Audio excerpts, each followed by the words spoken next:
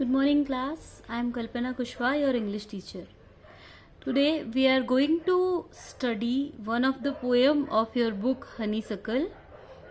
The name of the poem is Where Do All the Teachers Go? आज हम जो आपकी पोएम पढ़ने जा रहे हैं उसका नाम है Where Do All the Teachers Go? मतलब सारे टीचर्स कहाँ जाते हैं.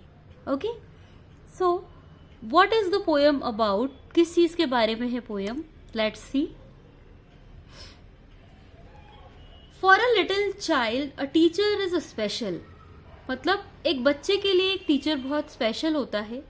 It is difficult for a small child to think of his और her teacher as an ordinary person. मतलब जो छोटे बच्चे होते हैं उनके लिए टीचर बहुत स्पेशल होते हैं, है ना.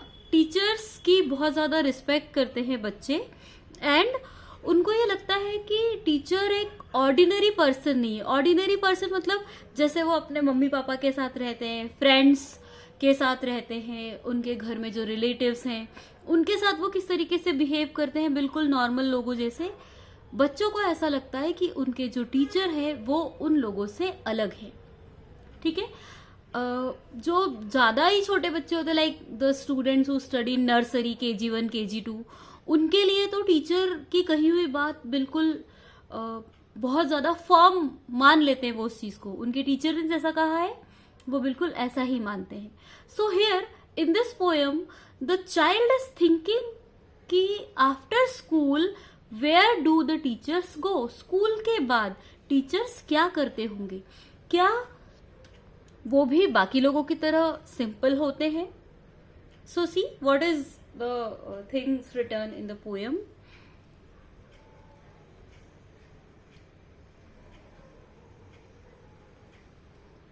See, where do all the teachers go when it's 4 o'clock? Do they live in houses and do they wash their socks? मतलब कि सारे टीचर्स कहाँ जाते हैं जब 4 बजते हैं. You know why the time is described here. यहाँ पर टाइम क्यों बताया है? 4 o'clock. 4 o'clock मतलब स्कूल की छुट्टी का समय. ठीक है. सो the child is asking a question कि जब 4 बज जाती है तो सारे टीचर्स कहाँ जाते हैं? क्या वो भी हमारे घर पे रहते हैं? क्या वो भी हमारी तरह उनके घर पर रहते हैं? Do they live in houses. क्या वो भी घर पर रहते हैं? लिव मतलब रहना. And do they wash their socks. क्या वो भी अपने सॉक्स वॉश कर दे? वॉश यानी धोना. अब यहाँ पर देखिए, do they wash their socks. इस लाइन का मतलब क्या है कि क्या वो भी हमारे तरह, हमारे पेरेंट्स की तरह अपने घर के काम करते हैं या वो कुछ स्पेशल अलग एक्टिविटीज करते होंगे? वॉश देयर क्लॉथ्स मतलब अपने घर के काम करना, लाइक क्लीनिंग करना, कपड़े धोना, बर्तन धोना. क्या टीचर्स भी यही सब करते हैं या उनकी कुछ अलग एक्टिविटीज होती है? Now the student means the child is comparing the lifestyle of a ordinary person and a teacher. मतलब ये जो बच्चा है वो टीचर और उसके पेरेंट्स या उसके आसपास के जो ऑर्डिनरी लोग हैं उनकी लाइफ को कंपेयर कर रहा है, मतलब तुलना कर रहा है कि नॉर्मल लोग क्या करते हैं, क्या उसी तरीके से टीचर्स भी करते हैं. See, do they wear pyjamas and do they watch TV and do they pick their noses the same as you and me? फिर बच्चे का क्या क्वेश्चन है कि क्या वो भी हमारी तरह पजामा पहनते हैं? पजामा पहनना इट मीन्स कपड़े, लाइक जिस तरीके से घर पर टीचर्स जब स्कूल में आते हैं तो कुछ स्कूल्स की स्पेशल यूनिफॉर्म होती है टीचर्स की, वो उसी को पहन कर आते हैं, है ना. तो बच्चा ये पूछना चाहता है कि क्या टीचर्स भी घर पर जाकर हमारे जैसे नॉर्मल कपड़े पहन लेते हैं? क्या वो भी हमारे जैसे टीवी देखते हैं या वो पूरा टाइम पढ़ना और पढ़ाना ही करते रहते हैं? And do they pick their noses as same as you and me. अब यहाँ पर पिक देयर नोजेस, ये जो पर्टिकुलर वर्ड है पिक देयर नोजेस, इसका क्या मतलब है वो हम देखेंगे. पिक देयर नोजेस का मतलब क्या होता है, लाइक आपने देखा होगा जो बहुत छोटे बच्चे रहते हैं कई बार अपनी नाक में उंगली डाल देते हैं, फालतू बैठे बैठे कुछ नहीं करते हैं, तो that is a rubbish thing, ये पर्टिकुलर चीज करने की कोई जरूरत नहीं है ना, लेकिन बच्चे करते हैं, चिल्ड्रन डू दैट। तो बच्चे का ये क्वेश्चन है, क्या टीचर्स भी हमारी तरह, मेरी तरह, आपकी तरह घर पर जाकर कुछ भी छोटी मोटी चीजें करने में अपना टाइम वेस्ट करते हैं जैसे कि हम किया करते हैं? पिक देयर नोजेस का मतलब ये नहीं कि क्या टीचर भी अपनी नाक के अंदर उंगली डालते हैं, ऐसा नहीं। क्या टीचर्स भी टीवी देखना, गेम्स खेलना या फालतू के एक्टिविटीज में अपना टाइम पास करना, क्या ऐसी एक्टिविटीज वो करते हैं या फिर उनका एक स्पेशल अलग रूटीन होता है? Do they live with other people? Have they mums and dads? And were they ever children? And were they ever bad? the child's question are so much, he's asking a lot of question, बहुत सारे question है उसके मन में। क्या question है next? क्या वो भी दूसरे लोगों की तरह रहते हैं जैसे, क्या वो भी दूसरे लोगों के साथ रहते हैं जैसे हम रहते हैं? जैसे क्या उनकी भी मम्मी होती है, क्या उनके भी पापा होते हैं, और क्या वो भी कभी बच्चे थे हमारे जैसे? टीचर, जो चाइल्ड है, जो छोटा बच्चा है, उसको ऐसा लगता है कि टीचर हमेशा से इतना ही बड़ा होगा, है ना, तो वो ये पूछता है क्या वो भी कभी मेरी तरह, आपकी तरह बच्चे थे?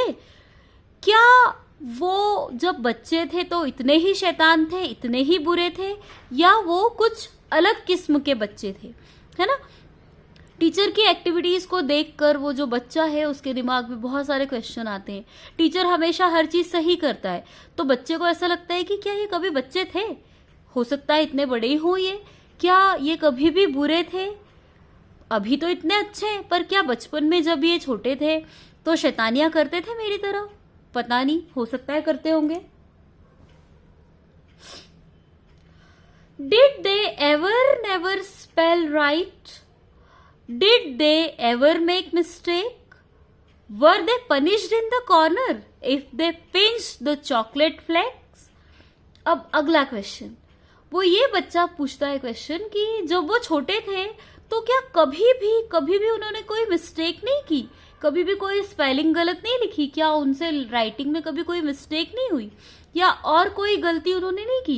जैसे हम क्लास में करते हैं, बातें करते हैं, कभी कभी होमवर्क करना भूल जाते हैं, कभी कभी टीचर्स को विश करना भूल जाते हैं, है ना, कोई पेन लाना या कोई कॉपी लाना भूल जाते हैं, तो क्या हमारी जैसी मिस्टेक कभी हमारे टीचर्स ने भी की होगी?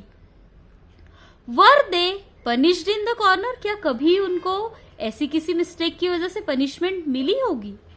If they pinch the chocolate flake, कोई मिस्टेक करना, सपोज कोई बच्चा एक चॉकलेट लेकर आया और किसी दूसरे बच्चे ने उस चॉकलेट को बैग में से चुरा लिया, और पहले वाले बच्चे को जिसकी चॉकलेट है उसको पता चल गया, उसने टीचर को कंप्लेन कर दी, तो क्या उनको भी कभी पनिशमेंट मिली होगी?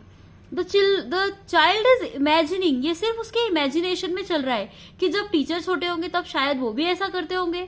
हो सकता है क्लास में बातें करते हो सकता है कभी होमवर्क भूल जाते हो, कभी किसी की चॉकलेट, कभी किसी का इरेजर, पेंसिल हो सकता है चुराने की वजह से उनको भी पनिशमेंट मिली हो। कई बार टीचर्स करते हैं ना, कोई बच्चा बहुत शैतानी करता है, उसको या तो क्लास के बाहर खड़ा कर देते हैं या क्लासरूम में एकदम कॉर्नर में खड़ा कर देते हैं। तो क्या टीचर के साथ भी कभी ऐसा किसी ने किया होगा? कौन करेगा? टीचर्स के टीचर। बच्चे के दिमाग में ये सवाल उठता है। Did they ever lose their hymns book? Did they ever leave their greens? Did they scribble on the desktops? Did they wear old dirty jeans? अब बच्चे का अगला क्वेश्चन, जैसे कभी कभी छोटे बच्चों के स्कूल में बुक्स वगैरह खो जाती है ना, तो क्या जब टीचर हमारे छोटे थे, जब वो स्कूल में पढ़ते थे, तो क्या उनसे भी कभी उनकी कोई किताब खोई हुई है, या उनसे भी स्कूल का कोई मटेरियल, पेंसिल, कॉपी, इरेजर, इस तरह की चीजें खो गई होगी? हो सकता है शायद जब वो छोटे हो तो वो भी भूल जाते होंगे। Did they scribble on the desktop, scribble का मतलब होता है डेस्कटॉप पर लिखना। कई सारे बच्चे होते हैं ना, अपनी जो टेबल होती है उससे डेस्क पर कुछ भी खचा देते हैं, है ना, बिल्कुल शैतान बच्चों की तरह, जैसे ये इस तरीके से कुछ भी, है ना। क्या क्या हमारे टीचर्स ने भी ऐसा कभी किया होगा? The child is asking that. Did they wear old dirty jeans? क्या वो भी कभी ऐसा करते होंगे कि पुरानी गंदी जीन्स पहनकर स्कूल आ जाते होंगे, जैसे कई सारे बच्चे करते हैं? क्या ये सारी चीजें जो हम अभी करते हैं वो टीचर्स अपनी स्कूल लाइफ में कर चुके होंगे? God knows. So the child is having a lot of question. उस बच्चे के दिमाग में बहुत बहुत सारे क्वेश्चंस हैं, है ना।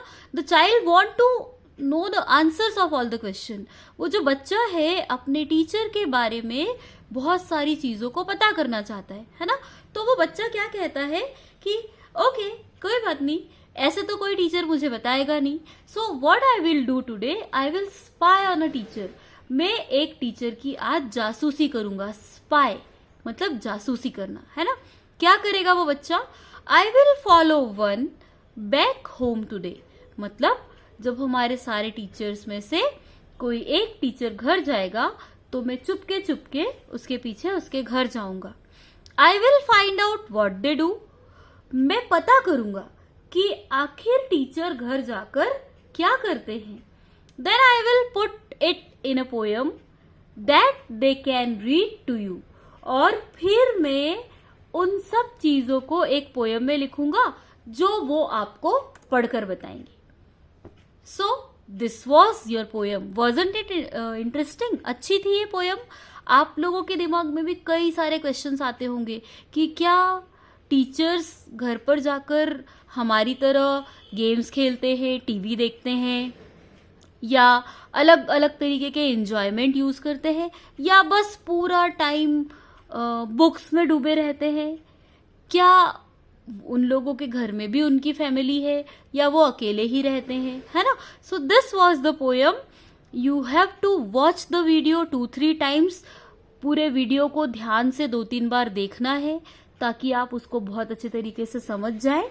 इस वीडियो के बाद आपको इस पोयम के क्वेश्चन आंसर्स सेंड करूंगी मैं PDF। After that I will send a video of question answers explanation. Okay, you have to read it 2-3 times, then write in the copy so that you can understand it better. Okay, thank you for your attention. Bye, take care.